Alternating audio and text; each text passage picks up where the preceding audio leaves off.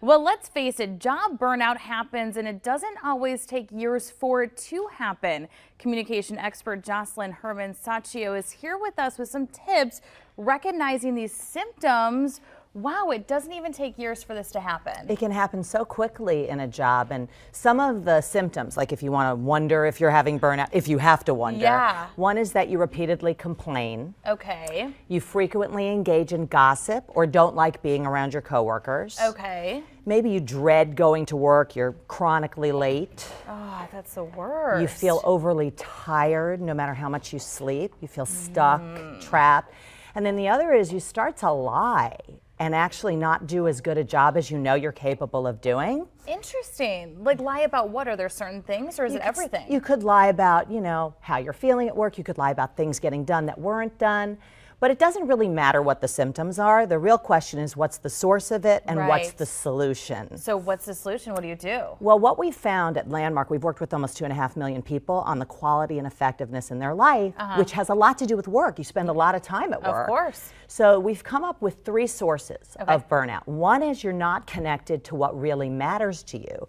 So the solution is to reconnect with what really matters to you. Sounds simple. The questions to ask are, what is possible out of you doing that job that wasn't possible if you didn't? Or what's possible for people out of that job getting done that isn't possible if you, it could be simple like, well, I get to go on vacation and pay my bills. Yes.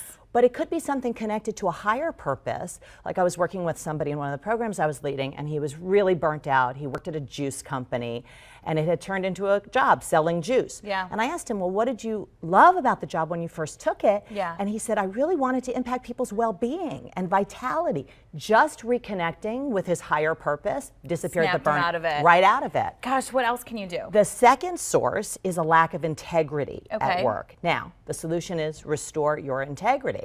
But how do you do that? Is you've got to get out on paper everything you haven't done, everything you said you were going to do that you didn't do, and make a list and then deal with it item by item. Either do it or schedule a real time to get it done. When you say, I'll do it next week, that's not a real time. That's like a let's do lunch. It's never going to happen. It piles up. Yeah. So you schedule an actual time or be straight about, I'm not going to be doing that thing. Yeah. And the minute you do that, you start to restore energy and aliveness at your job, and you're dealing with it out here versus in your head. So you go from catch-up mode to being able to create at work. I love that. Real quickly, can we touch on the third one? Yeah, the third one is to actually look at complaining, because if you get into a constant complaint mode, you go to burnout town real quick. Of course. So shift your complaints to requests rather than, oh, I'm not making enough money. Make a request for a raise.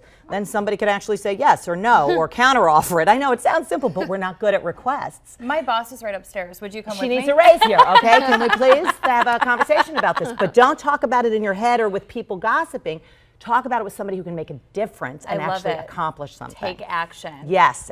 Great recommendations. All right, well, we're putting some of those to the test. Thank you so much. My pleasure. Thanks for having me.